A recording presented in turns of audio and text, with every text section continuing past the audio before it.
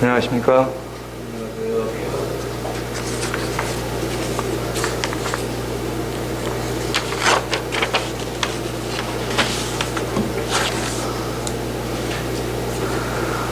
네, 오늘 또 베드로에 대해서 잠깐 교제를 하겠습니다. 사도행전 3장 6절입니다.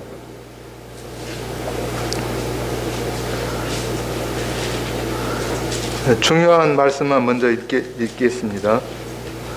베드로가 이르되 은과 금은 내게 없거니와 내게 있는 것으로 내게 주노니 나사렛 예수 그리스도의 이름으로 일어나 걸으라 하고 오른손을 잡아 일으키니 발과 발목이 곧 힘을 얻고 뛰어서서 걸으며 그들과 함께 성전으로 가면서 걷기도 하고 뛰기도 하며 하나님을 찬송하니. 그 다음에 4장 12절입니다.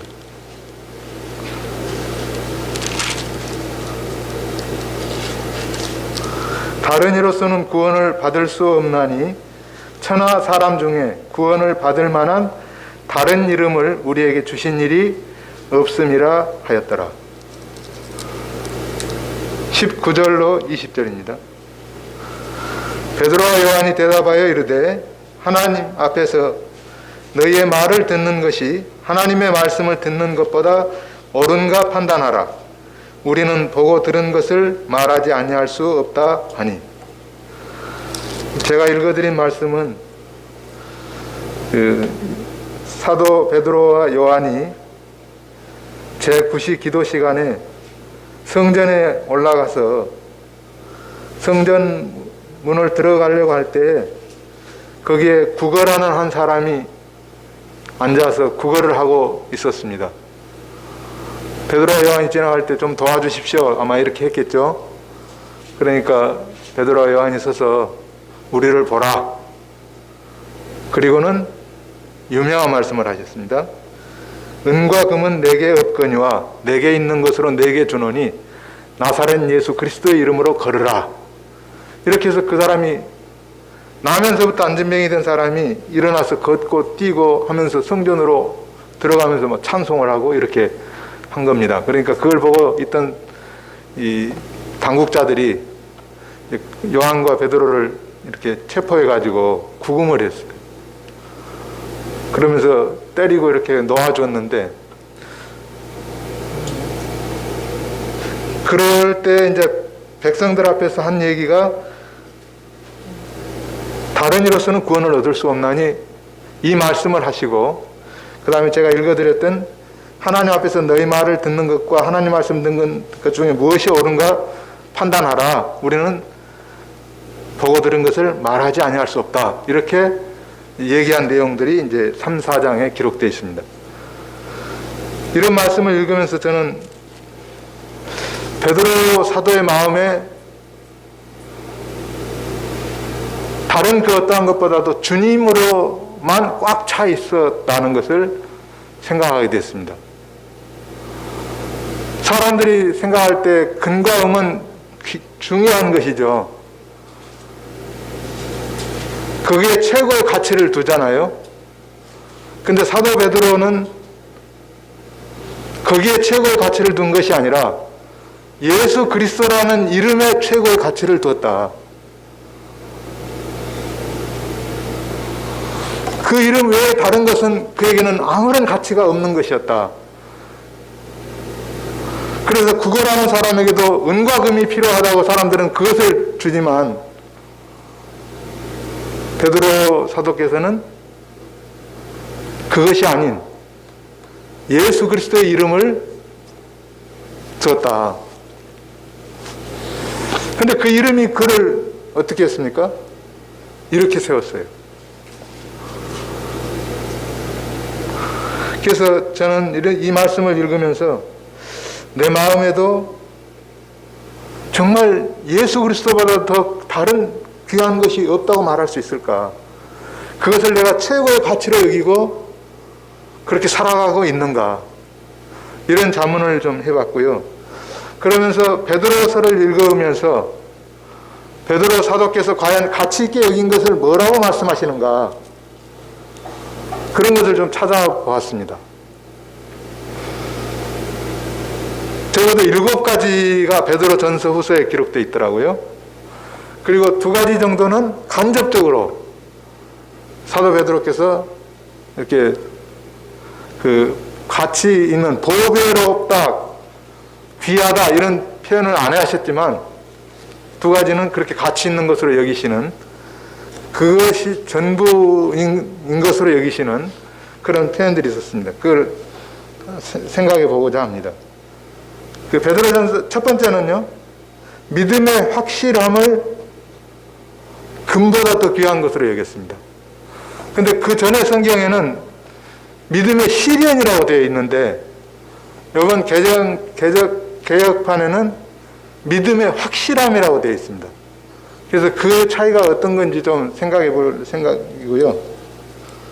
2번째로는 그리스도의 보배로운 피에 대해서, 그리스도께서 흘리신 피를 보배로운 피다 이렇게 말씀하심으로써 그 피의 가치가 얼마나 보배로운지를 말씀하고 계시고요. 3번째로는 믿는 성도들을 사암돌로 말씀하시면서 신령한 집에 돌로서 집을 짓는 그런 존재들로 말씀하십니다. 그래서 성도들 자체가 사암돌, 신령한 집의 재료로 말씀하고 계신다고 하는 것을 볼 때 베드로 사도께서는 그 마음에 성도들을 향한 그런 마음을 그 가치 있는 것으로 여기셨다, 이런 것을 볼 수 있고요. 4번째로는 우리의 보배이신 그리스도라고 말씀하셨습니다. 주님이 보배이시다. 이거는 이제 그 사도행전 3장에서 말씀하시는 그거하고 똑같은 표현이죠. 그 보배이신 주님이 사실은 사람들로부터는 버림을 받으셨지만 하나님께는 택하심을 입은 등위의 머릿돌이 되시는 이런 분이시라는 것을 말씀하십니다. 5번째로는 속 사람을 단정시키는 것이 머리를 꾸미고 화려한 옷을 입고 하는 것보다 더 가치 있다. 그것이 더 중요한 것이다. 이런 말씀을 하셨습니다. 그래서 육체적으로 보여지는 것이 아닌 영적인 것을 더 가치 있고 소중한 것으로 여기고 계셨다는 것을 볼 수가 있습니다. 6번째로는 베드로 후서에 이제 나오는 건데요. 그리스도 예수의 이름을 힘입어 보배로운 믿음을 받은 자들, 이런 표현을 썼잖아요. 그래서 믿음을 가지고 있는 그 믿음 자체를 보배롭다, 이렇게 말씀하신다는 거죠. 그런 이 보배로운 믿음은 어떤 건가, 이런 것들을 생각해 볼 필요가 있겠죠. 그 다음에 7번째로는 보배롭고 지극히 큰 약속에 대해서 말씀하셨는데, 지극히 큰 약속을 보배롭다는 표현을 썼습니다. 우리가 장차 누리게 될 소망에 대한 이런 말씀이죠. 하나님께서 우리에게 하신 모든 약속들이 우리가 얼마나 보배로운 약속인지를 생각나게 하는 것이죠. 그리고 이제 간접적으로 표현한 말씀인데요. 복음이 가치 있는 것이다. 그 복음을 옛날 선진들도 연구하여 부지런히 살폈고 천사들도 흠모하고 사모했던, 살펴봤던 그와 같은 복음이다. 이렇게 말씀하실 때 그 복음의 가치를 얼마나 높게 평가하시고 계신지를 알 수가 있죠. 그 다음에 하나님 말씀이 또 그렇게 가치가 있다. 왜냐하면 세상의 모든 말들은 사그라지고 사라질지라도 하나님의 말씀은 영원하고 우리는 그 말씀에 의해서 구원을 받은 자들이고 거듭난 자들이고 우리 장래가 확실하다는 것을 확정한 자들이기 때문에 이 말씀의 보배로움을 말씀하고 계신 것을 볼 수 있습니다. 이런 부분들을 좀 같이 생각해 보겠습니다. 베드로전서 1장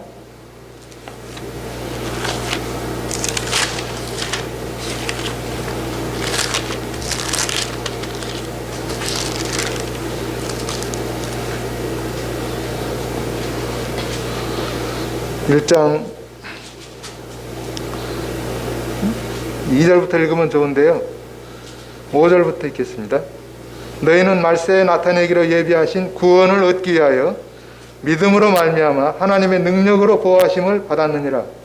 그러므로 너희가 이제 여러 가지 시험으로 말미암아 잠깐 근심하게 되지 않을 수 없으나 오히려 크게 기뻐하는도다.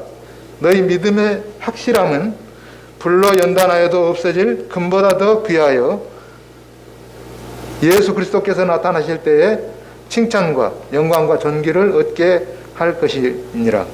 예수를 너희가 보지 못하였으나 사랑하는도다.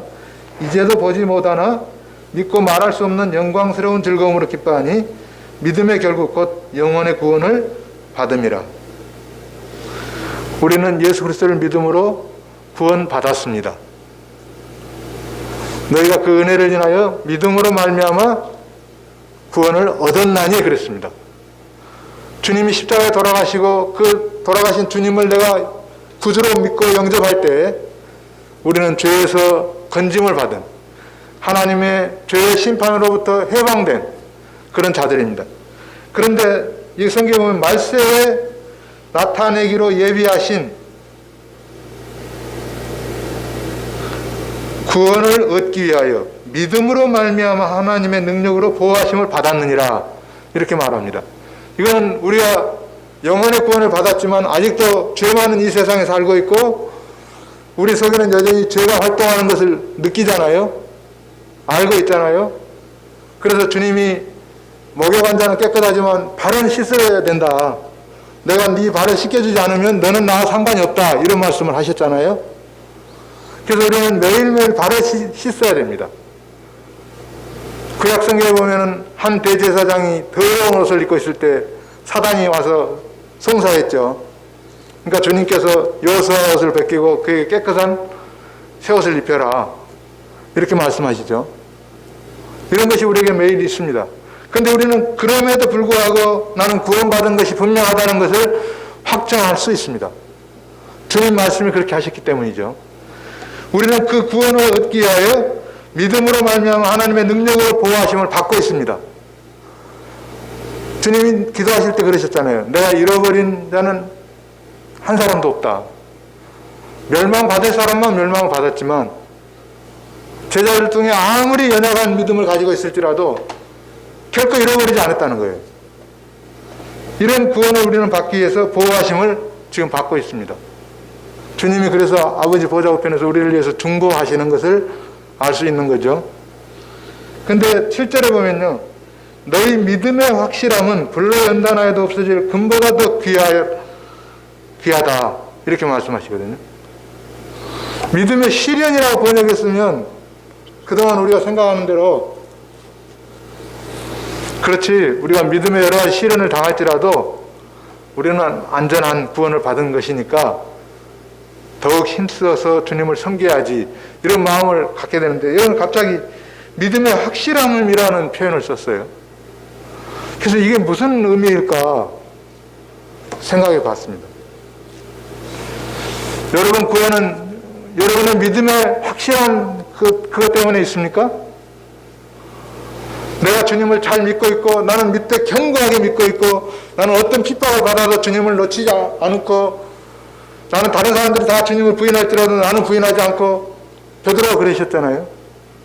그런 내 확신이 있기 때문에 내 속에 그런 믿음에 대한 그런 담대함이 있기 때문에 내 구원은 안전하다.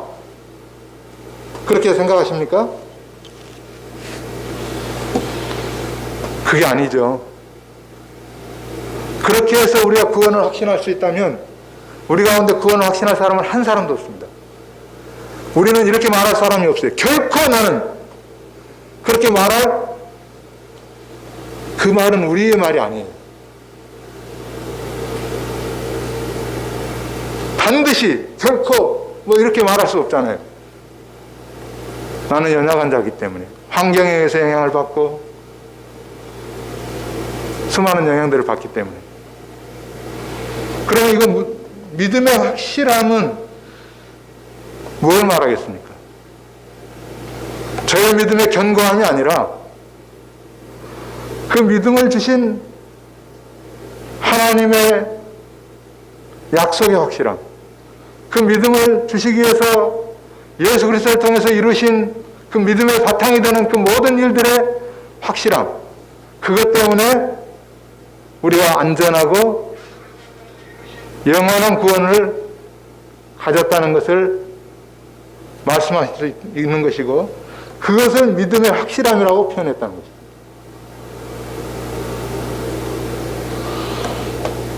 첫 번째로 말씀이 확실하다는 거예요.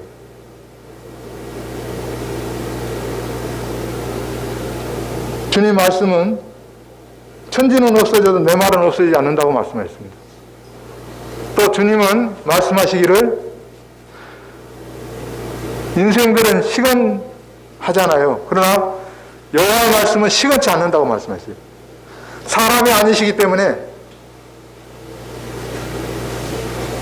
말씀해놓고 후회하지 않으신다는 거예요. 그분이 말씀하시면 그대로 되는 거예요. 그래서 성경은 누누이 말씀하고 계시잖아요. 그래서 여호와의 말씀은 순결하며 흙도가니에 7번 단련한 은 같다. 거기는 흠이 없습니다.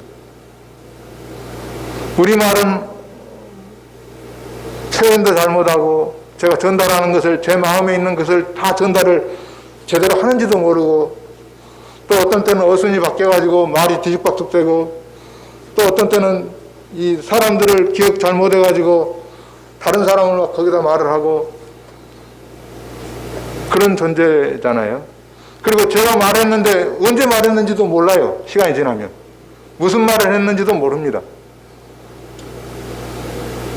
그러면 이런 존재가 믿음을 가지고 있어서 그 믿음의 견고함이 있다고 해야 할 수 있습니까? 아니죠.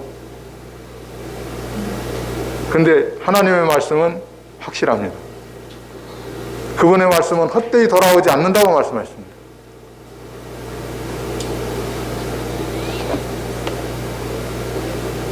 그래서 하나님의 말씀의 확실함이 우리 믿음의 확실함을 보증한다는 것을 볼 수가 있습니다. 두 번째는 하나님의 사랑의 확실함입니다. 그가 우리를 위하여 목숨을 버리셨으니 이로써 우리가 사랑을 알고, 우리가 사랑을 어떻게 알게 됐습니까? 우리 속에 사랑하는 마음이 있죠. 근데 이것은요, 굉장히 이기적인 겁니다. 자기중심적입니다.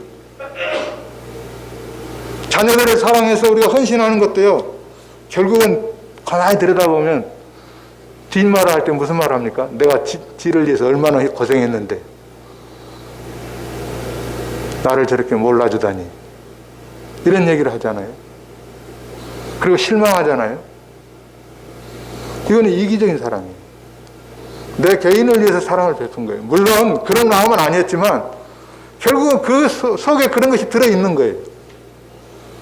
근데 주님이 하신 것은 그런 것이 아니잖아요. 하나님이 인간을 사랑하시되 독생자를 주셨다, 이거 이해할 수 있습니까? 우리말로 설명할 수 있겠습니까? 아니요. 이거는 정말 믿음으로 밖에는 받아들일 수 없는 얘기예요. 근데 그 믿음의 확실함은, 그렇게 말씀하신 하나님의 사랑은 불변하는 사랑이고, 그 사랑에서 아무도 우리를 끊을 수 없는 사랑이라고 말씀하시고, 그것이 분명하기 때문에 제가 하나님의 사랑을 입은 자고, 그래서 구원받은 것이고 내가 믿는 바는 확실하다고 말씀드릴 수 있는 겁니다. 하나님의 치른 값은 어떤 것이었습니까? 하나님이 어떤 값을 치르셨죠? 우리를 구원하시기 위해서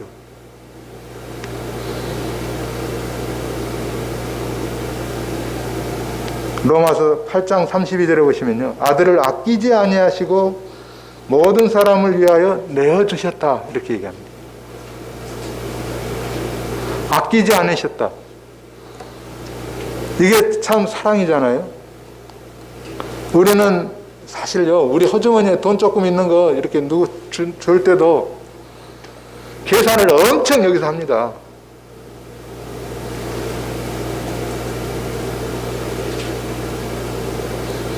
우리 사랑은 온전할 수가 없죠. 근데 우리를 사랑하신 하나님의 사랑은 자신을 내어주신 사랑이랍니다.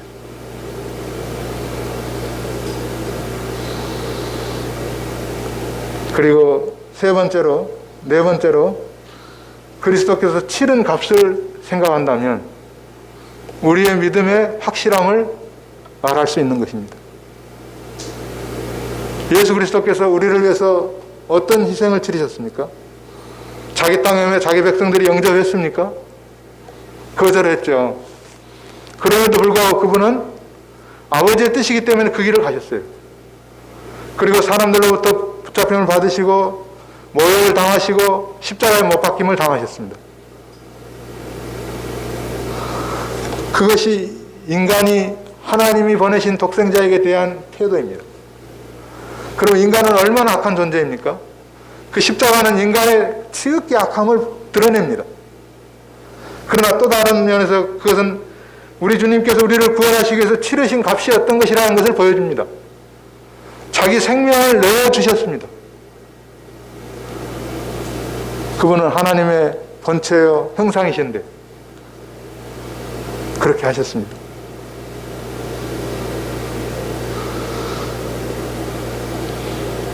다섯 번째로 성령님의 인치심과 보증이 그것을 말합니다. 우리 믿음의 확실함을 말합니다. 그럴 뿐만 아니라 인간의 무능함이 우리 믿음의 확실함을 말합니다. 우리가 믿는 바 복음은 우리에게서 나온 것이 아니기 때문에 그래서 믿음의 확실함이라고 표현한 것입니다. 여러분 주님을 어떻게 믿으십니까? 사도 베드로처럼 그렇게 다른 사람 다 버릴지라도 나는 주를 버리지 않겠습니다. 그렇게 말할 수 있습니까? 그런 사도 베드로라 할지라도 그에게서 나오는 믿음 때문에 확실함을 가진 것이 아니라 이런 하나님의 완전하신 구원의 이 복음 때문에 그것을 자기는 받아들이고 믿었다고 고백하는 것이고 그것을 주신 하나님을 일컬어서 보배로운 믿음을 은혜로 주셨다고 고백하는 것입니다. 이 믿음의 확실함을 우리는 감사하고 있습니까? 늘 자기 자신을 들여다보면서 나는 정말 그러지 못해 이렇게 하십니까?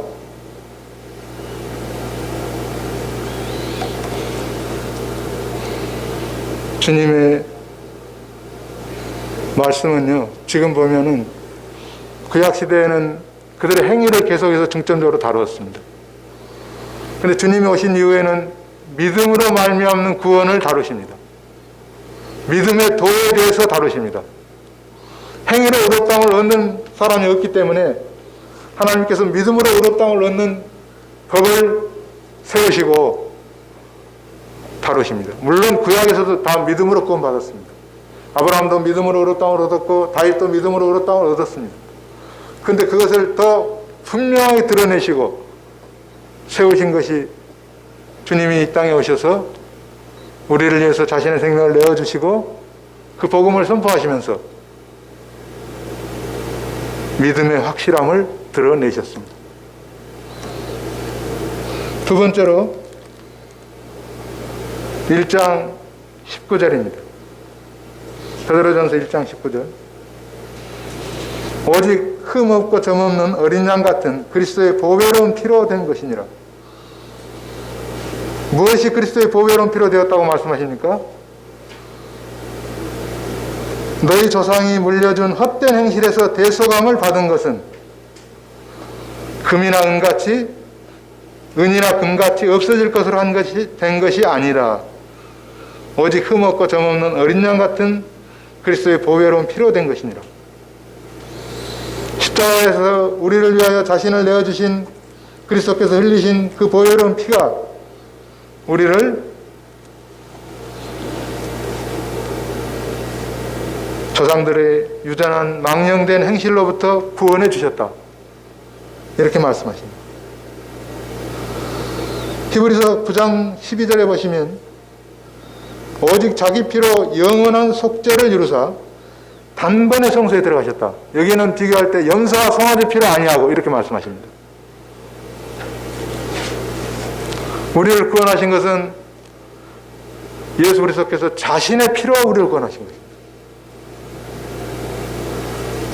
사도행전 20장에 보시면 이것을 하나님이 자기 피로 사신 교회라고 말씀하실 때 하나님이 자기 피로 사셨다 이렇게 표현하십니다.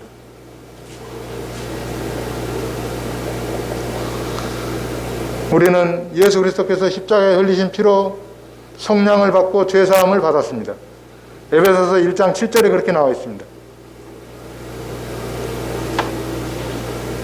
우리를 모든 죄에서 깨끗게 하시는 것은 예수 그리스도께서 흘리신 십자가의 보혈입니다. 이거는 요한일서 1장 7절에 기록되어 있습니다.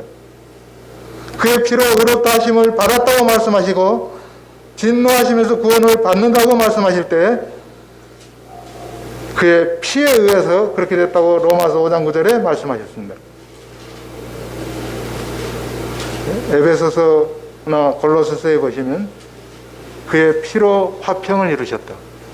그래서 유대인과 이방인이 한 몸을 이루고 아버지께 나아감을 얻게 되었다. 다 이게 그리스도의 보배로운 피입니다. 그리스도의 피 때문에 우리가 하나님 앞에 나아가고 하나님의 자녀가 되고 죄사함을 얻었고 의롭다함을 얻었고, 그래서 사도 베드로는 십자가에 흘리신 그리스도의 피를 보배로운 피라고 말씀하십니다. 이것 때문에 우리는 믿음과 소망이 하나님께 있게 되었습니다. 그리고 거듭나게 되었죠. 이 피는 뭘 말하겠습니까? 값을 말합니다. 죄의 값은 사망이라고 그랬잖아요. 이 피를 흘리고 죽어야 되는 것이죠.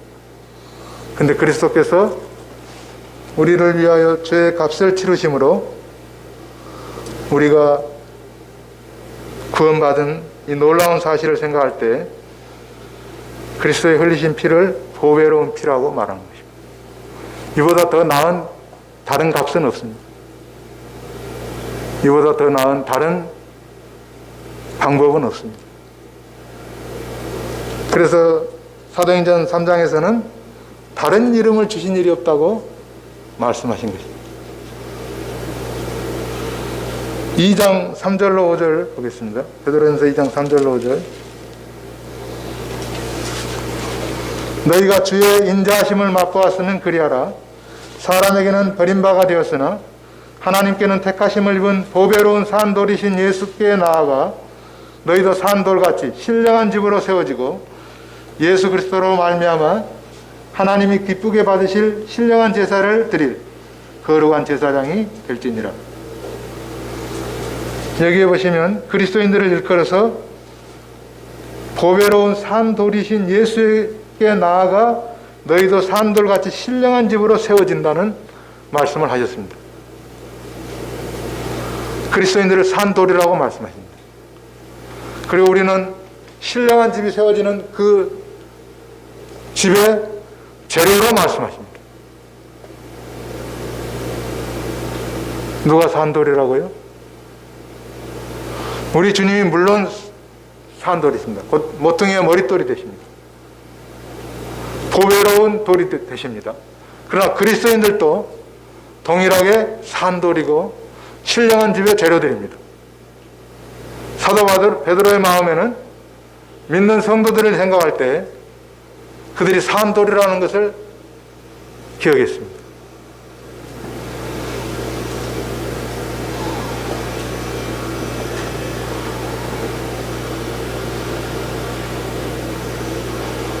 시편 16편 3절에 보시면 땅에 있는 성도는 존귀한 자다. 존귀하다는 것은 가치가 있는 자다.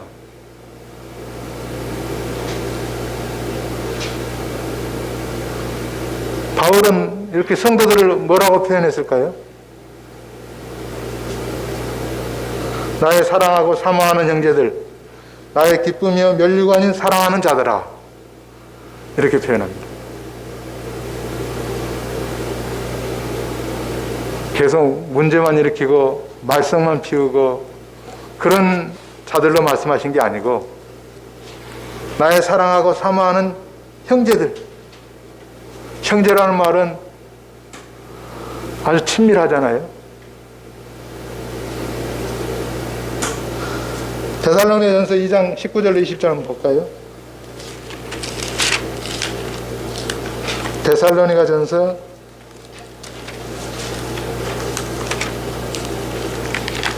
2장 19절.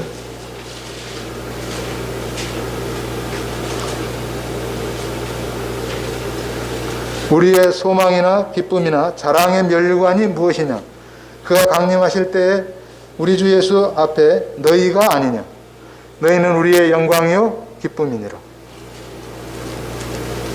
이게 그냥 성도들을 보고 인기적인 그런 의미에서 이렇게 표현한 것일까요? 아니죠. 그 마음에 성도들을 향할 때 정말 그러했어요. 그래서 성도들은 산돌입니다. 신령한 집입니다. 신령한 집으로 세워지는 그 재래들입니다.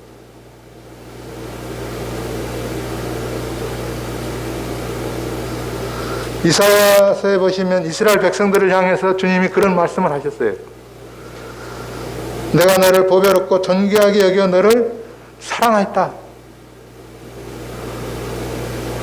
사랑과 보배롭고 존귀하게 여기는 것을 결부시켰습니다. 우리가 보배롭게 여기는 것을 사랑하게 되죠.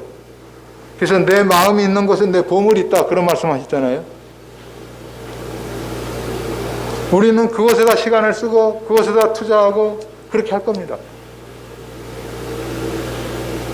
주님은 우리를 향하여 존귀하게 여기고 너를 사랑했다. 이렇게 말씀하시는 것처럼 사도 베드로도 그러셨고 사도 바울도 그러셨고 성도들을 향해서 나의 사랑이요 나의 기쁨이고 자랑의 면류관이라고 말씀하셨습니다. 우리의 삶도 그러하죠. 네 번째로 베드로전서 2장 4절입니다.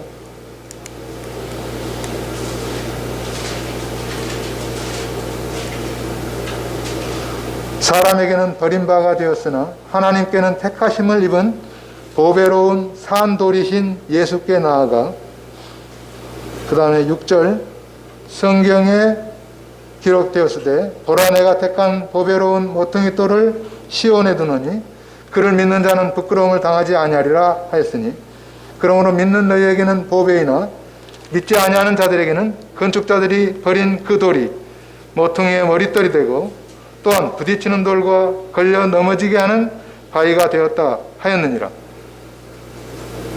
그들이 말씀을 순종하지 아니함으로 넘어지나니 이는 그들을 이렇게 정하신 것이라.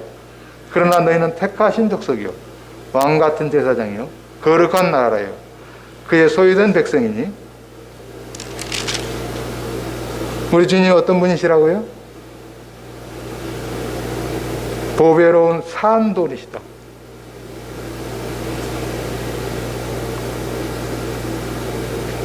그분은 보배로운 모퉁이 돌이십니다. 우리에게는 그분은 보배이십니다. 그러나 세상 사람들은 그분을 버렸습니다. 거절했습니다. 우리도 동일하게 세상으로부터는 그와 같은 대우를 받는다고 말씀하십니다. 그럼에도 불구하고 우리는 신령한 집을 짓는 산돌이고 우리 주님 역시 모퉁이의 머릿돌이십니다. 그분을 믿는 자는 부끄러움을 당하지 않는다고 말씀하셨습니다. 그분을 신뢰하는 자는 망하지 않습니다.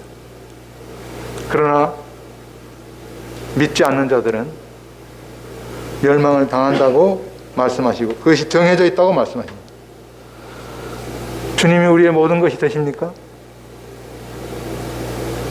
갈라디아서 2장 20절에 보시면 뭐라고 말씀하십니까? 내가 그리스도와 함께 십자가에 못 박혔나니 그런즉 이제는 내가 산 것이 아니요 내 안에 그리스도께서 사신 것이라. 이제 내가 사는 것은 나를 사랑하사 나를 위하여 자기 몸을 버리신 그리스도를 믿는 믿음 안에서 산다. 그래서 내 안에 사시는 분이 누구라고요? 그리스도라는 거예요. 그리스도가 가장 보배이기 때문에 그의 마음은 재물에 가 있지 않았습니다.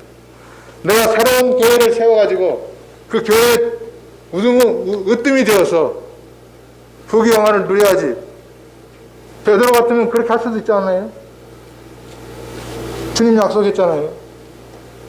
네가 죄를 사하면 사해 줄 것이다. 문자 그대로 그가 받아들여가지고 내가 죄를 사할 수 있다. 내가 교회의 머리가 될 수 있다. 이렇게 한다면 할 수 있잖아요. 천주교는 지금 그렇게 해서 베드로를 제1교황으로 세웠잖아요. 근데 사도 베드로는 뭐라고 말씀하십니까? 주님이 내 안에 계신다. 내가 사는 것은 주님이 사시는 것이다. 이렇게 말씀하십니다. 빌립보서 1장 22절에 보시면 내게 사는 것은 그리스도니 이게 다른 이로서는 구원을 얻을 수 없다고 말씀하신 그 말씀과 일맥상통하지 않습니까?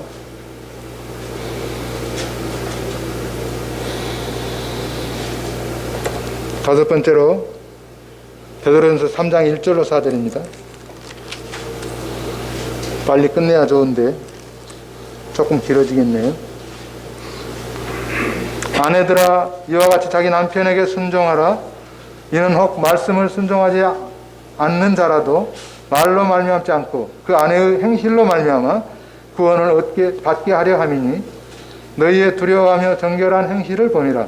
너희의 단장은 머리를 꾸미고 금을 차고 아름다운 옷을 입는 외모로 하지 말고 오직 마음에 숨은 사람을 온유하고 안정한 심령을 썩지 아니할 것을 알아. 이는 하나님 앞에 값진 것이니라. 이제 예를 들어서 전에 부녀들도 그렇게 했다고 말씀하시죠. 사라도 아브라함을 주라 칭했다고 말씀하시죠. 근데 이것은 겉사람을 꾸미는 것이 아니라 속사람을 꾸미는 것이라고 말씀하십니다. 그것이 더 하나님 앞에서 값진 것이라고 말씀하십니다. 그는 하나님 앞에서 무엇가 더 값진지를 정확하게 알고 있었습니다. 어떤 것에 가치를 두고 살아야 되는지를 알았습니다. 우리는 어떤 것에 가치를 둡니까? 내 속사람을 꾸미는 데 더 가치를 둡니까? 아니면 내 겉모양을 드러내고 나의 부나 나의 지식이나 나의 어떤 것을 드러내는 데 더 가치를 둡니까? 베드로는 물론 사람들이 말하는 대로 학문 없는 범인이기 때문에 그렇게 하는 데는 쉬웠을 거라고 말할 수 있을지 모르겠습니다만은 많이 배우면 배울수록 가치 없는 것이 무엇인지 뭐가 가치 있는지를 정확하게 분별해야 되죠. 그럴 능력이 있는 것이죠. 그럼에도 그것을 다 바꿔놓아버렸어요. 베드로는 속사람을 안정되고 신령하게 꾸미는 이것이 더 하나님 앞에서 값진 것이다. 그것은 보배라고 하는 것이다. 말씀하십니다. 이것을 잘 구분했던 사람이 누굽니까? 모세잖아요. 애굽의 모든 보화보다도 더 가치 있는 것을 그는 받아들였잖아요. 그것은 그리스도와 함께 자기 백성들과 함께 고난 받는 것이었잖아요. 애굽의 그 명예로운 이름보다도 더 가치 있게 여기는 것을 그는 취했잖아요. 바로의 공주의 아들이라 칭함을 거절하고 그는 그것을 분명히 했습니다.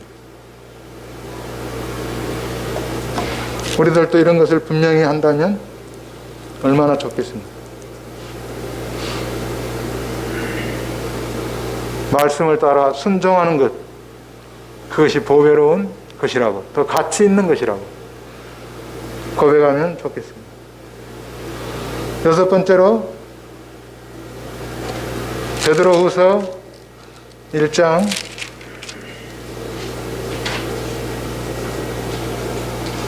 1절로 2절.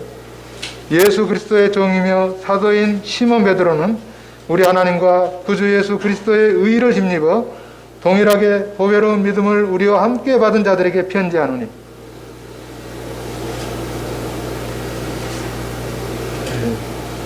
그리스도의 의를 힘입어 동일하게 보배로운 믿음을 우리와 함께 받은 자들.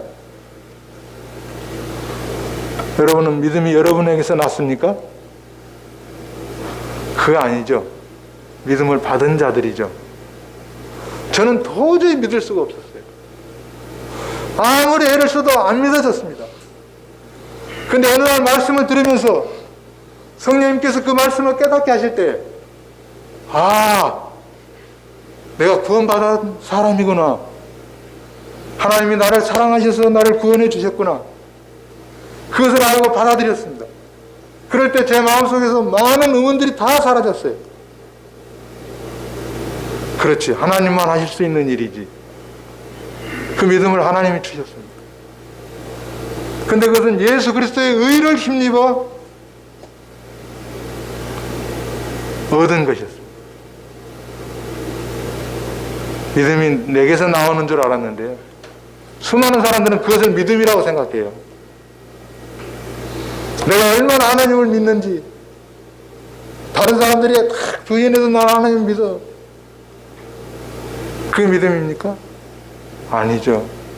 주님께서 이렇게 나를 위해서 해주셨어. 말씀에 그렇게 기록되어 있어. 나는 그것을 믿어. 이게 믿음이잖아요. 너희 믿음이 사람의 지혜의 말에 있지 아니하고 하나님의 능력의 말씀에 능력에 있게 하라 하심이라 이러셨잖아요. 우리가 예수 그리스도를 믿는데 그 예수 그리스도를 통해서 하나님을 믿는 자들이라고 말씀하셨잖아요.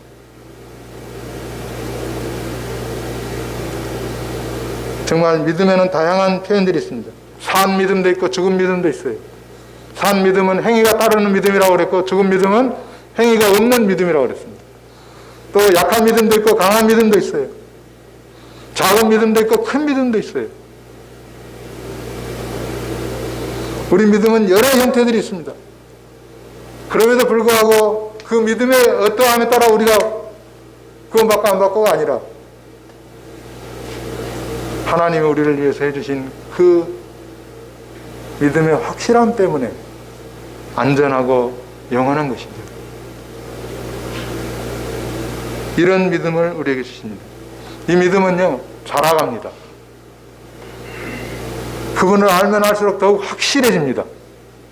더욱 확신을 갖게 돼요. 야고보,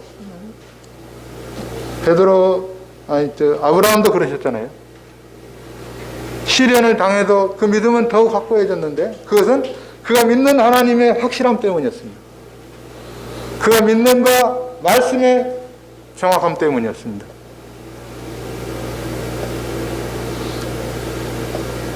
그리스도의 의를 힘입어 보배로운 믿음을 받은 자들.